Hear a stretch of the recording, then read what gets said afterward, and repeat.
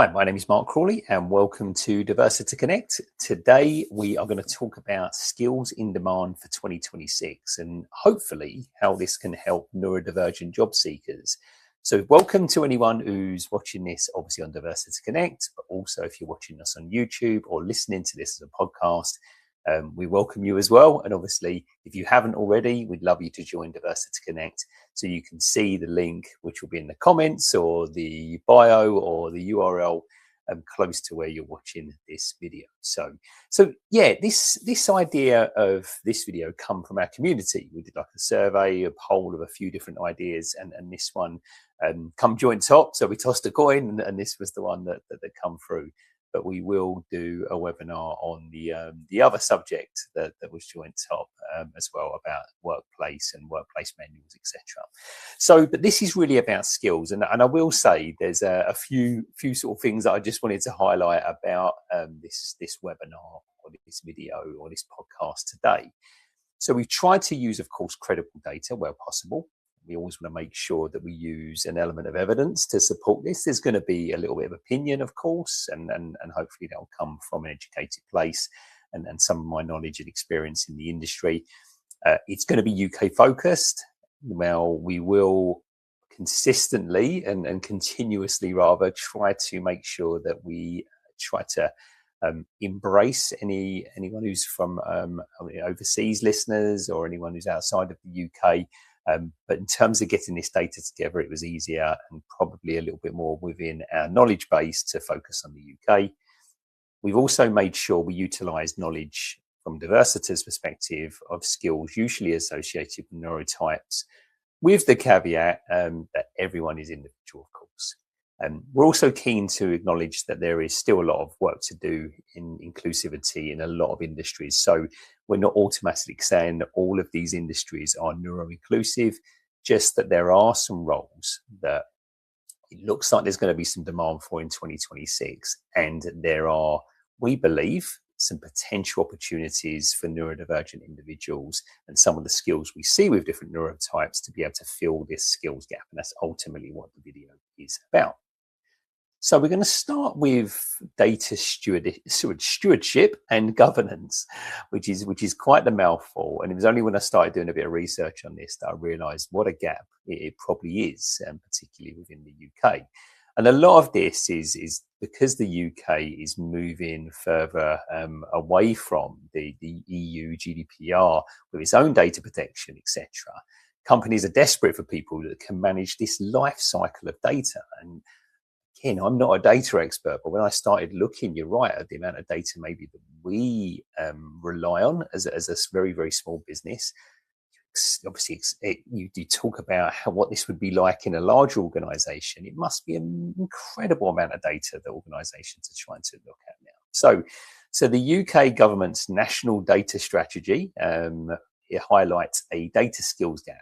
They believe costing the economy around 2 billion a year, and demand particularly for data governance managers, which is a job title that I wasn't overly familiar with before this, has risen by 18% in particular tech hubs like London and Manchester. And that's from Hays Recruitment, who I used to work for, but you can see that they are struggling to find data governance managers.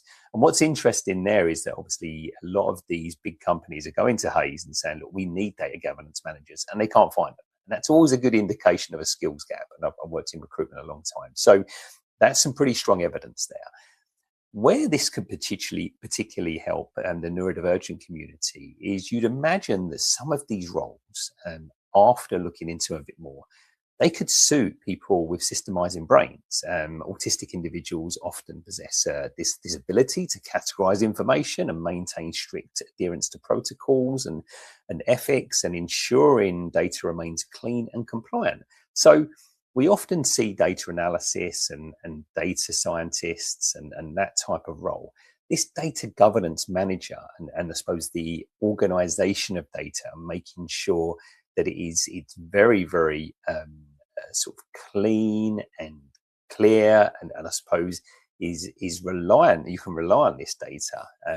Could be quite an interesting angle. So it was just something that come up, and we probably found about 30 jobs or 30 skills, but this one stood out for me a little bit. So definitely something to start thinking about. So maybe if you have got a background in tech or data and you want to start looking at data governance managers, it looks like there is quite a clear demand for that skill set in the UK.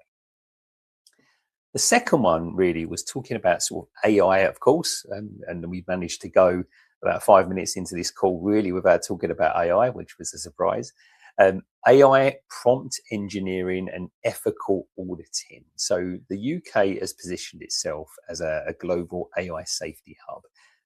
This has moved just beyond coding to including AI ethics, in ensuring algorithms aren't biased or discriminatory.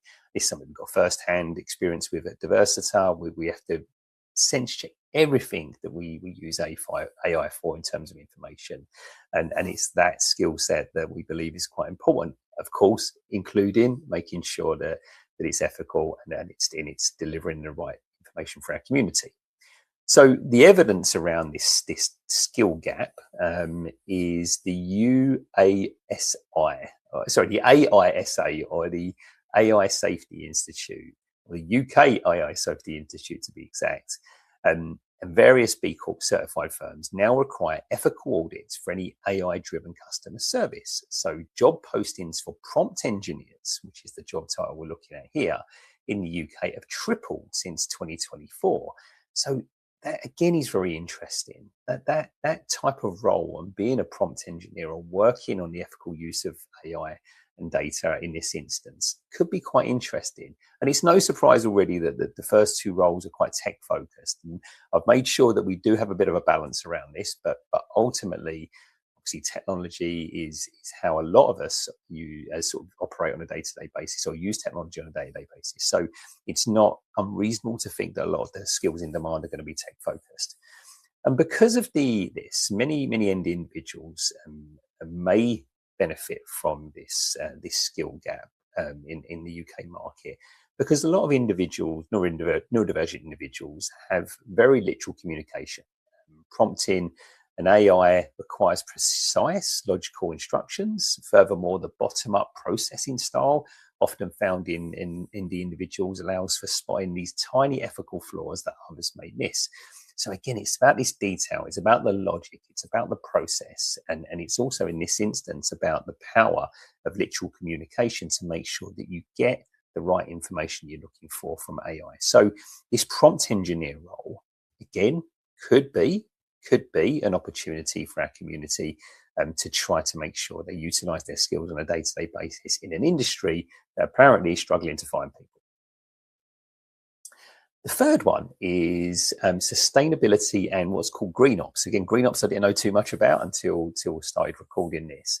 But with the UK's legal commitment to net zero, every sector from retail to logistics needs people to track carbon footprints and audit supply chains. So the evidence in this instance is the Green Jobs Delivery Group, a UK government partnership, reports that 60% of UK businesses are struggling to find staff who understand carbon reporting and environmental compliance. Obviously incredibly important when you're looking at these type of roles, and it sounds like obviously all of these organizations need to be able to track carbon footprints, audit supply chains, looking at sustainability, all of the areas. And these type of roles definitely require hyper focus on regulations or intricate supply chain maps. And of course, if you have an intense interest in the environment, which I would suggest, and based on my experience, a lot of our community are very interested in things that are ethical and obviously and sustainability. This deep SME or subject matter expertise knowledge is a massive asset here, really can be. So again, looking at this and looking at the opportunity here to think, if this is the way that organizations are going, and you would imagine it would be with the rise in technology, there's obviously more of a focus around sustainability, net zero focuses and carbon footprints. That could be a great opportunity for a career pathway, particularly for the ND community. Now, the fourth one that I wanted to look at, and I tried to look at this from a slightly different angle, was customer service, right? So when you say customer service, a lot of people feel that customer service is working in a store or working in a supermarket or working in a call center, etc. But what's quite interesting here, and this is by the Institute of Customer Service in the UK, they report that by the end of 2026, over 70% of customer interactions in the UK will be AI assisted or digital. And this has created a surge in demand for what we call experience auditors, or people who test if services are easy to use for everyone. So you've got a couple of different angles here. You've got people that are going to be looking at how AI and digital platforms, particularly in customer service, how that's experienced by everyone, but also is it something that's going to be great for everybody? And so from an inclusivity perspective, what does that user experience look like? So the ND edge here is that it's the empathy and user experience. ND individuals are often quite acutely aware of where a system like a website or a phone menu is confusing or broken. I get a lot of messages about our website and Diversita Connect and things like that. And they're always very, very gratefully received, because I know that knowledge and that skill set is coming from a good place from our community. And of course, problem solving. Instead of following the scripts of customer success, roles in tech companies require this deep product knowledge and the ability to solve complex, unique problems for clients. A perfect fit for someone who enjoys deep dives into how things work. Now, I was in Holland and Barrett the day, right? And this was a customer facing service job. And there was a young lad in there, a green lanyard on, and so he was very open around his neurodiversity. And again, I don't like to diagnose by visuals, but I was pretty sure that he was autistic. Mate, what he didn't know about the vitamins within Holland and Barrett, it wasn't worth knowing. Absolutely inch wide, mile deep experience and knowledge, which was fantastic. And this type of knowledge, be it in whatever industry it is, if you have a particular interest and you can drive a customer service user experience that's either AI interactive, bot focused, in terms of frequently asked questions, digital answers, whatever it is, what a great opportunity to work in customer service and provide that knowledge in a platform that would be great for our community. So it is potentially moving away from sort of the face-to-face interaction if someone's not interested in that, or that's not something that they feel comfortable with, but still working in an industry where there looks like it's going to be a lot of experience needed, right? Particularly in this job title, we saw experience auditors. So the idea of customer service in the way it's changing now, I think is a definite opportunity for our community, particularly if you have a lot of knowledge around something and you want to be able to pass on that knowledge in a way that's comfortable for yourself, i.e. it could be that it's from a digital platform or you influence an AI program, etc. So very interesting and something to keep an eye on. So the last one we're going to talk about today is the construction industry. So I was at a round table in Bromley, near where I live, and I've probably said this a few times on different webinars or podcasts, but ultimately the construction industry were crying out for people. Now, what I didn't probe when I was at this round table and I saw sort of 6 or 7 different companies around this table was particularly what type of roles they're looking for. But the CITB, or the Construction Industry Training Board, forecast that the UK will need an additional 270,000 nearly workers by 2026. However, the highest growth within these skill sets is what was called professional and technical occupations, specifically building information modeling, or BIM, and off-site modular manufacturing. And they're the fastest growing subsectors within this area. So you'd imagine there's a very large percentage of these 270,000 workers that are needed by end of 2026 that are these type of roles, right? So that would be, again, just repeating it, building information modeling, or BIM, and off-site modular manufacturing. So what do these roles look like and why are they specific to our community? So 3D visualization. Many dyslexic and autistic individuals possess superior spatial reasoning, and roles in BIM coordination, so essentially in this instance is creating a digital 3D twin of building, allowed you to build the project virtually to spot errors before a single brick is laid. I mean, I can't even imagine how important that is, right? Before you actually start going out and sort of building foundations and getting people on site and all of these other things, how important it is to make sure that you check every part of this building virtually or through a 3D digital twin before you even start doing that. what a job. And predictability, modular construction, so building sections in a factory. So this is outside, obviously, of building it on site, and then I would imagine transferring it over, offers a more controlled sensory environment than a traditional building site, appealing to those who prefer routine and a lower sensory output. So you can imagine if you're building certain parts of buildings outside of the elements or a big on-site, and I've been to a lot of building sites, and they're not particularly inclusive in any way, right? Incredibly important, and I've got a lot of admiration for people that obviously work in that industry, but it's quite a difficult environment to control from a sensory perspective. Hence, sometimes it alienates a lot of neurodivergent individuals. The idea of modular construction, where you have your building components and then obviously transferring them to the wider construction project, I think is far more neuro-inclusive. And if there's definitely a lack of skills within that area, then that could start applying to our community as well. So again, we've tried to look at all of these different roles through a bit of a left field perspective today, because it could be easy for us to say, well, there's loads of jobs in supermarkets, there's loads of jobs in retail, there's loads of jobs for labourers, etc. But we wanted to look at things that hopefully will be within a lot of our community's reach, skill set and interest level. So those are the ones we've looked at today, but I'm very keen, even as I'm recording this, to think we're going to do a follow-up to this and think about some more jobs that, again, could be great for our community, where there is an obvious demand for in the UK. So thank you so much for watching or listening to this webinar or podcast today.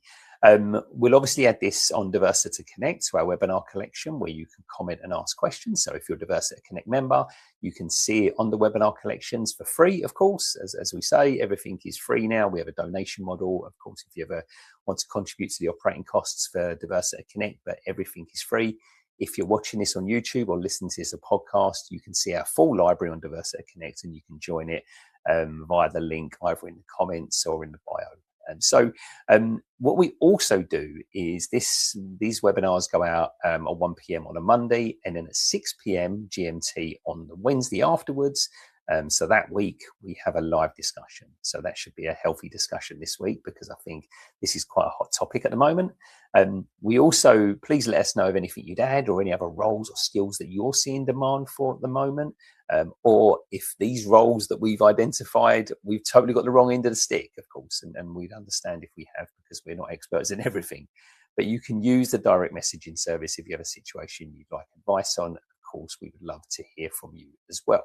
So thank you so much for watching or listening to this today. As I say, if you are watching us on YouTube or listening to this as a podcast, then please join Diversita Connect today. We'd love to have you on board. We'd love to have you over there. And we have our monthly meetups, we have live chats, and we have obviously the full library of well over 100 webinars on that platform now that you can have access to. But for now, thank you so much for watching or listening. We really appreciate your support. Hopefully this has been useful, and we look forward to seeing you or you joining us on the next webinar. Thank you. Thank you for watching.